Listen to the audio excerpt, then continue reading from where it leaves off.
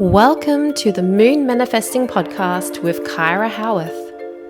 Hi, I'm Kyra, business astrologer, moon manifesting mama, author, teacher, and mentor. I teach you how to harness the energy of the moon, stars, and cosmos so you can manifest your dreams and discover a deeper purpose to your life.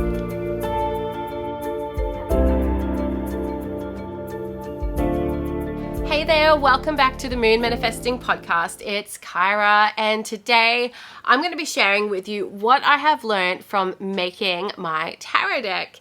So if you haven't already heard the exciting news, guys, the Moon Manifesting Tarot is now available. It is on Kickstarter. You will find the link in the show notes below where you can go through and pre-order a copy of the Moon Manifesting Tarot and be one of the first to get your hands on my brand new deck.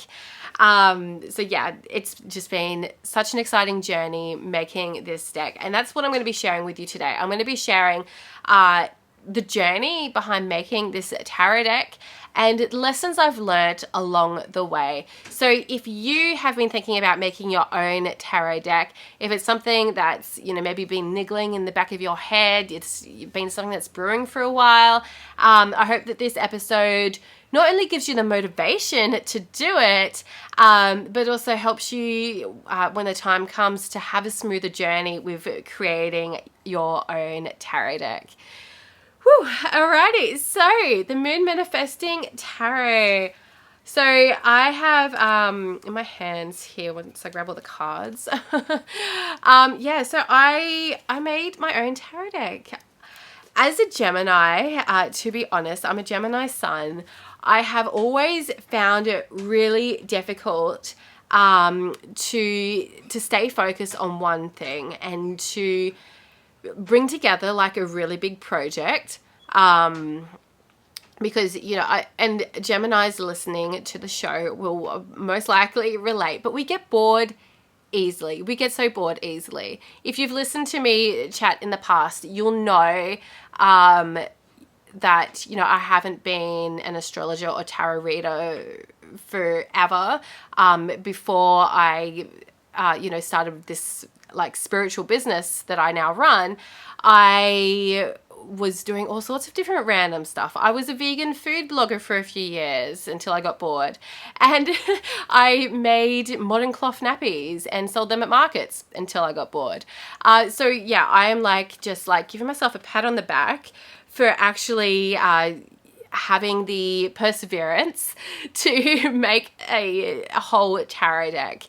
So I guess that's probably one of the first lessons I want to share is it's a long-term project. You could absolutely smash it out. And as I finished this deck, I was talking to my husband and he was like, oh, you can make another deck now. How long do you reckon it would take you to make another deck? And I was like, oh, I could probably smash it out in a month now because I know what I'm doing. But it did take me about 10 months probably to make this deck. So yeah, have the perseverance. If you do decide to make a tarot deck, space it out. Have a long-term goal rather than think, okay, I'm going to make a tarot deck this week and it's going to be for sale next week sort of thing. No. If you're a Gemini and you're impatient, or maybe you're just impatient, you don't have to be a Gemini. But yeah, you've got to learn to be a bit more patient because sometimes these things take longer than what you're going to expect. So let's go back to the beginning. I'm just going to share the journey of the tarot deck, and along the way I'll weave in some lessons. This is completely non-scripted, by the way. Usually I have a little sticky note with little dot points, but I thought, no, I'm just going to dive into it. So it's just going to flow today. Be confident in what I have to share in this episode. All right, so I set the intention at the start of the year. I pulled out my 2022 Moon Manifesting Planner. You can see it's a bit used now because this is I've had this all year. But I set the intention in my planner at the start of the year. One of the biggest things that I wanted to do this year in 2022 was make a tarot deck. So at the time, I had no idea what it was going to look like. I kind of had this this idea that I was going to make a moon manifesting tarot. Did kind of play around with making a tarot deck, I think in 2021, or it may have even been 2020. I think I made like one card, but it was, and people who have followed me for a few years will probably remember, I like my moon manifesting calendars and images I used to share on Instagram. I would do like the layered sort of images with, you know, like flowers and, you know, a galaxy type sky and the moon and that sort of stuff. And so I was playing around with making a tarot deck in that sort of style. And I still kind of want to make a tarot deck that looks like that. But anyways, I don't know what happened when I went to make this tarot deck, because it turned out completely different. Yeah, so I started off with that intention that I wanted to make a tarot deck. And I started off with the guidebook. I knew 100% I was writing that guidebook because my big project last year, I actually wrote a book. I wrote Moon Manifesting. And so when I set the intention to make this tarot deck, I was like, okay, yeah, well, I want it to be aligned. I want it to be on brand. It's going to be the Moon Manifesting Tarot. And so, yeah, there was that. So I started off with the guidebook, and I started off, you know, with this concept about how to align the moon and like astrology with tarot. So with that, I already knew that there was some associations like with astrology and tarot. And so I looked into this. The major arcana was pretty easy. But then the minor arcana, there's other astrological associations with the minor arcana, but it just didn't really flow with how I wanted it to go with this moon manifesting tarot. And so I came up with this other concept, which is where I aligned the suits. So obviously we have the 4 suits that are associated with a different element. And so I aligned that with the zodiac signs that are in that same element. So Pentacles is aligned with the earth signs, which is Taurus, Virgo, Capricorn. The cups are aligned with the water signs. So that's Cancer, Scorpio, and Pisces, and so forth. And so I aligned that part there was easy. And then what I wanted to do next was to kind of, you know, evenly kind of space it out through the minor arcana. So the minor arcana traditionally has 14 cards. We have, you know, the 10 pip cards from ace to 10. So ace, 2, 3, 4, 5, all the way up to 10. And then we've got the 4 court cards, page, knight, queen, and king. And so I started off with, you know, the first 5 cards, ace through to 5, for the first zodiac sign. So, for example, with Pentacles, ace to 5 are with Taurus. And then 6 to 10 are with Virgo.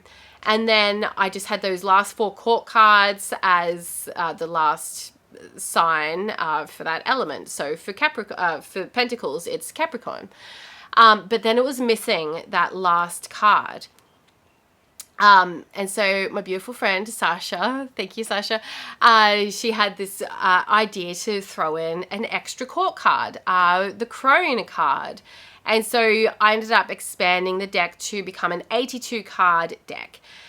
So I guess the lesson that I'm trying to put through here is that if you do want to have, you know, some sort of different concept to your tarot deck, you know, this is something that you kind of need to nail first, because if you don't, if you don't have the concept, then, you know, you could start, you know, working on the illustrations or the guidebook or whatever, and it just won't flow. You probably have to go back and change it later. So for me, I knew I had to have this concept, you know, really concrete, and I couldn't change it afterwards. So I had to be really happy with it.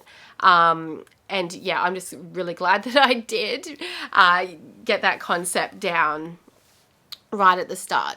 So as I mentioned, I started off with the guidebook, and I knew I wanted to write this guidebook, mainly because I'd pretty much already had the guidebook written through my daily tarot ritual. So what I have done for years, and admittedly I haven't been doing it so much lately. I need to get back into it. But I would pull a tarot card every morning as part of my morning ritual and, you know, write down a little sentence or a few sentences about what that card means and, you know, maybe about how it applies to my day ahead. And so I pretty much just went through my journals, and if you're watching on video, you can see behind me I have a bookshelf full of journals. I think I literally have maybe 5 journals or so that are just filled with my morning ritual pages. And so you can imagine, you know, all of the cards and all of the interpretations are in there. And it was just a matter of, like, you know, flicking through and writing out that information from my journal onto the guidebook on my computer. And so, yeah, I guess if you are wanting to write your own guidebook, a lesson here is to start off by doing what I did, pulling a card a day and getting to know each card really well. Because sometimes you can tell, like, people have written a tarot guidebook, but the meanings aren't really coherent. Like, it's, you can kind of tell, like, there might be some cards where the author may not have a great understanding of, or you know, it's kind of lacking in something. And so I feel like to have a really good guidebook for the tarot deck, really spending that time to go deep into the meaning of each card will really help you bring out the best qualities of that card and its interpretation. So pulling a card a day, doing that for years, even though I had no intention of making my own tarot deck when I first started that daily ritual, it has really helped me now. So yeah, if you feel like you may want to make a tarot deck in the future, I highly recommend that. Like, you know, do your tarot journaling, writing down what the cards mean for you each day, having a tarot journal where you keep all this information in one space. It's going to become such a valuable resource for you later on down the track. I know that my friend Rachel from the Wandering Moon Co., she has recently released a tarot journal. It's called The Fool's Journey, where I wish that she had released this like a year ago, because it would have been perfect for someone who is creating a deck, because it's pretty much going through all 78 cards of the deck, but it's a blank journal where you fill in your own interpretations and how that card makes you feel and all that sort of thing. And so that journal there from the Wandering Moon Co.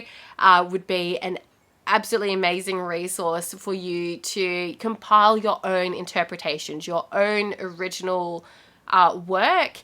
And then, yeah, when you do make a tarot deck, you've got all the information there. So I started off with writing the guidebook, and really at the start of the year, I was just going through writing in keywords, writing in little dot points, and, you know, adding in that additional layer of meaning, the moon manifesting association. I was aligning that to each of the cards.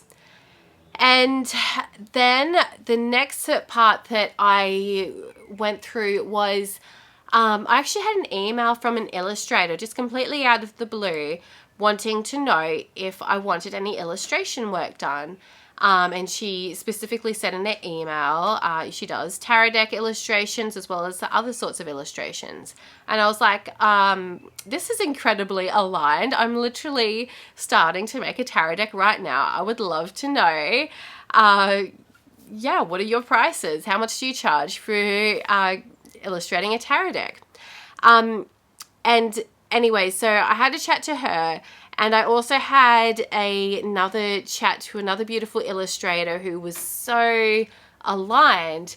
But both of these quotes I got to illustrate the deck were around $10,000 US, which I feel like I was so prepared to pay that.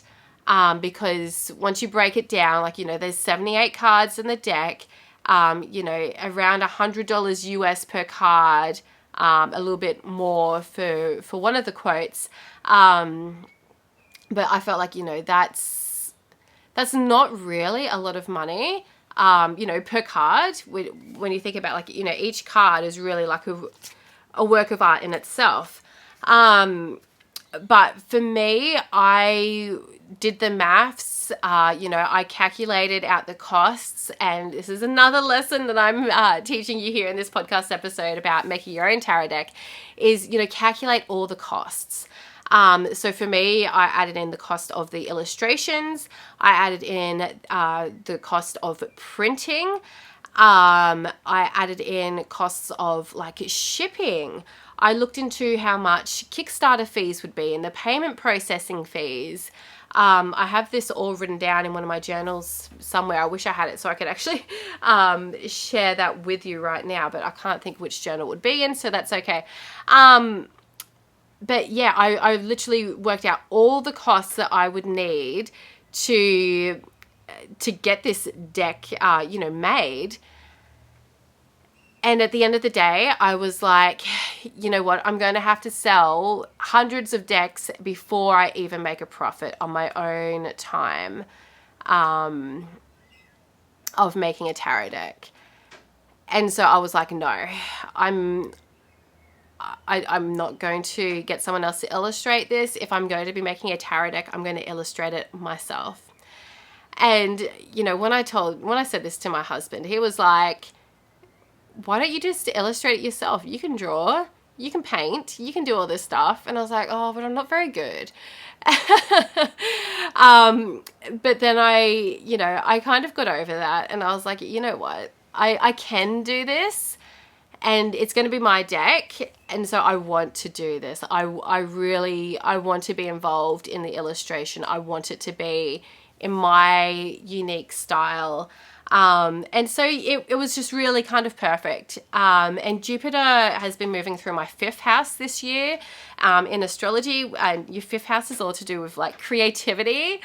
And so it was just like perfect timing. So I, did like a bit of a Photoshop, illustration course online, to brush up on my Photoshop illustration skills, which was really invaluable. I did some early illustrations on my deck, and they were really crappy. It was kind of like I don't know if you guys remember Paint on like Windows computers. I have a Mac now. I don't know if there's an equivalent on Macs. But like, just a real basic sort of drawing, like, a point and click drawing type of program. It was kind of like that, which I was like, this is cool. But anyway, the deck has obviously turned out a lot nicer because I worked out how to do more fancy illustration techniques on Photoshop. So yeah, that was really cool. So some lessons here. I want to point out one quick lesson here before I go any further with some other things, is that before you start illustrating your deck, make sure that you go to where you're going to get your deck printed and check out their printing specifications. So they may have, maybe they only print cards on certain sizes. So making sure that when you're doing your deck illustrations, that you're doing it in those right dimensions. Some of these printing places will also require you to, add on a bleed and like a trim and that sort of thing. Make sure that you're getting those specifications from your printer before you're even starting your deck illustrations. And that was actually something I did do. Once I realized I was going to do the illustrations, I found a printer, and I got those specifications, and that really helped me along the way, so that I knew that, by the time I was at the printing stage, it would all be good to go, and I wouldn't have to go back and, change 78 cards, because it's a lot, because I, messed up the dimensions or something. So making sure from the get-go that, you've got those specifications right, that you've got the right dimensions, and that you're using the right colors and that sort of thing. Whew. Okay, so there was that lesson that I wanted to share. Now, what else was I talking about? Oh yeah, illustrating the deck. Yeah, so I decided to illustrate the deck, and I did a course on Photoshop illustration. And I'm so glad that I did. It was like probably really inexpensive. I think it was like $30 US. It wasn't like a fancy course. And to be honest, I kind of, I didn't even do the whole course. I started doing the whole course to get the basics. And then from there, I just kind of went in and like, kind of customized which modules I wanted to learn because it was going to be more relevant for my deck rather than, you know, learning stuff that I probably wouldn't really apply. So yeah, if you are thinking about doing an illustrating your own deck, maybe that is something that you could look into. Maybe you could do some sort of, you know, personal development, do some courses that's, you know, going to help you. Yeah, like, you know, it's always a good skill to have to learn how to use Photoshop illustration, and that sort of thing. So whether that's what you want to do or if there's, you know, other ways that you want to illustrate your deck, yeah, courses are always a good way to learn new skills that can help your finished product be even better. So yeah, that's another lesson that I would really like to yeah, pass through with this episode is don't be afraid to invest in yourself. If you're, you know, really serious about making this deck, and I'm sure that there are courses out there about making your own tarot deck. And to be honest, don't be surprised if I end up releasing a course about how to make your own tarot deck because that's something I've been thinking about now. You know me, a Gemini, I get bored and then I have to go on to the next thing. Yeah. So back to the journey of making the tarot deck. It took me a while. It took me longer than expected. To be honest, I wanted to have this deck finished, printed, everything by the middle of the year. It took me, yeah, an extra 6 months just because I feel like life got in the way and I kind of got a bit creatively blocked for a while.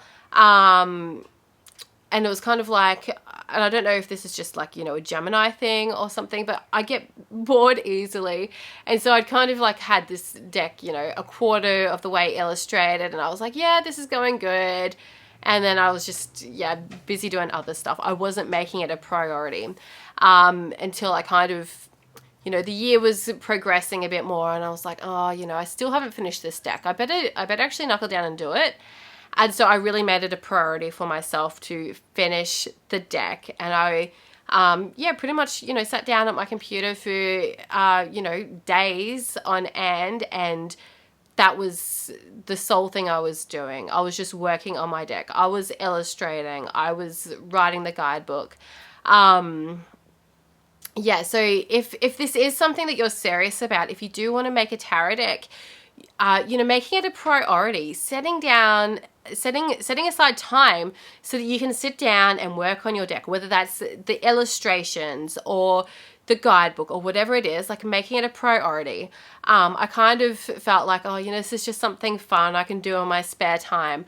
But like it wasn't really happening in my spare time because I was too busy doing other stuff in my spare time, stuff that didn't really feel like work. And, you know, there were some cards that just kind of flowed naturally, like especially with illustrating them, it just kind of flowed naturally because they were cards I really already liked and vibed with and, you know, always love pulling those cards. But then there are some harder cards, and you'll probably have your own cards that, you know, you feel a bit of resistance to, or you pull them out and you're like, oh, not this card again. Or like, you know, they're cards that maybe, you know, they're challenging for you. And I found that it was that sort of energy that kind of stopped me moving forward with my deck, where I kind of got a bit blocked because I was up to those cards that I just didn't really like, or I just kind of, yeah, felt stuck in some ways. So yeah, if you find yourself, you know, maybe you've already started a deck and, you know, it's kind of just collecting dust now because you got a bit creatively stagnant too, jump back into it, you know, make a plan. For me, I found it really helpful to be like, okay, today I'm going to do wands. I'm going to do maybe cards, ace, 2 and 3 today. And I found that when I was able to group them together rather than just doing like random cards in a random order, when I was able to group them together, I found a much better flow, because similar cards have similar elements going on in the cards.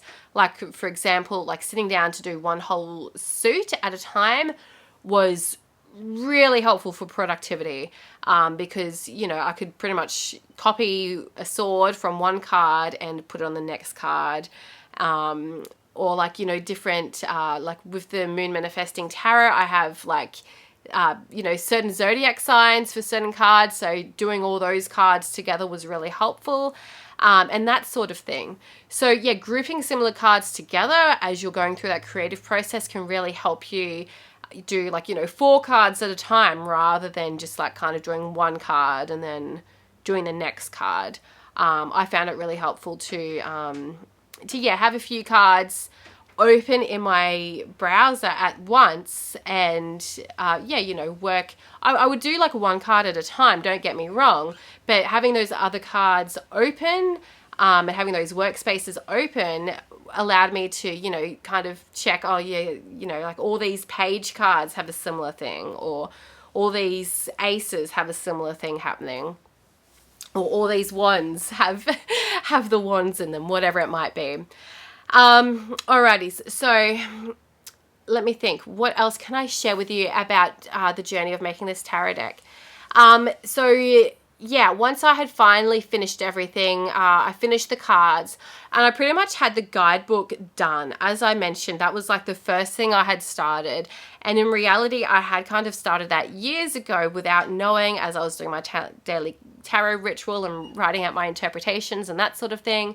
So I pretty much had it there and I didn't really think that I needed to spend too much time on the guidebook.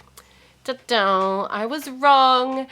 The guidebook, to get the actual finished guidebook, and I mean, it looks really small because it's the size of the deck. My deck for reference is 70 mils by 120 mils, which is a standard sort of tarot deck. Do I have another tarot? This deck here is the Wandering Moon Tarot. Oh yeah, these cards are like exactly the same size, maybe a few mils difference. So the Wandering Moon Tarot, it's the same size. This is my Herbal Tarot by Michael Tiara, and that's also the same size. So yeah, 70 by 120 seems to be pretty standard. So yeah, the guidebook is also 70 by 20 so that it fits nicely in the box with the cards. But this is actually like, yeah, almost a 200-page book. It was kind of easy. What I found really easy with the book was that I just had to create like a template for the cards, and then I was able to duplicate that template, so I wasn't starting from scratch with every card, and it was just like, you know, going in and filling in the blanks. And so I had a spreadsheet that I had created, and on that spreadsheet it had all of the images of the cards, it had all of the moon manifesting associations, it had all of the interpretations and all of the reversed interpretations, and also the keywords. Each card has keywords in here as well, and so yeah, I was pretty much just able to copy and paste from my spreadsheet into the guidebook. So that in itself was quite easy. I do have quite a few pages at the start of the book which have, you know, some spreads and a bit of information about the deck and about how to use it and that sort of thing. Yeah, it was kind of easy, but it took me probably a good few days just doing the copy and pasting, and also, you know, going in and filling in any other blanks that I had missed, which, yeah, there was probably quite a few. So yeah, don't underestimate the time that it will take to make your guidebook. Even if you feel like, oh, you know, that's pretty easy, I know all the interpretations of the cards, I'm just going to sit down and just, you know, word vomit into the guidebook pretty much. It still takes a lot of time because, you know, if you're doing a standard tarot deck, there's 78 cards. Yeah, there's a lot of work there involved. So don't underestimate that. And then of course there's like the formatting for the book as well. I made my guidebook in Canva. which, you know, I use Canva for a lot of things. I love Canva. I found it really helpful, but there was like a few things I had to do manually. I don't know if I could have actually done it like an easy way, but like putting numbers, page numbers on the book, I did all that manually, going through every single page and making sure I had the right number, and putting in the right position on the page and that sort of thing, doing a table of contents. I did all that manually. So there's things like that that can be a bit fiddly. And, you know, I guess it's not essential, but it does definitely help, especially when you have like a 200 something page book. It does make it easy to flip through if you have those numbers so people can find exactly what they're looking for. And then the box as well, like that was another whole thing that I kind of left to the last minute, and it's like, okay, now I have to design a box. I got my deck printed through ePrint Online. They print decks and stuff in Brisbane in Australia, and I have found them so helpful throughout the process. They have templates like for the box where, you know, you just pretty much download the template, open it up in, you could be using Canva, you could be using Photoshop as I did, and you just, you know, fill in the template pretty much with your design. But the printing place, ePrint Online, they were so helpful. They had like a few issues with various things, and you know, they were straight on the phone to me, or via email as well when they couldn't reach me. They were so helpful from start to finish with the whole process of getting this deck printed. So I cannot recommend them enough. If you are an Aussie deck creator, if you're thinking about making your own tarot oracle deck, check out ePrint Online. So, yeah, I guess that's kind of the journey of creating my tarot deck, and the lessons I've learned along the way.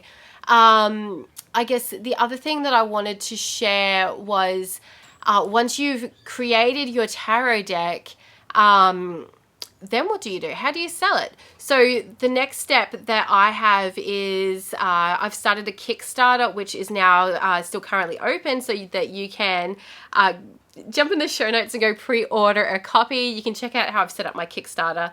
But yeah, launching a Kickstarter in itself is like another whole thing. So yeah, that's something to consider. You can consider getting your deck crowdfunded. So that's, yeah, like using a place like Kickstarter. Or if you have the capital, you could, you know, absolutely just do like a large print run, like, you know, get 100 decks printed and, you know, then just sell those. But this is something that you do need to consider as well. I have, of course, if you can't tell, opted to self-publish this deck. But if you're still at the beginning stages of making a deck, it could be worth, you know, exploring getting it printed through a publisher.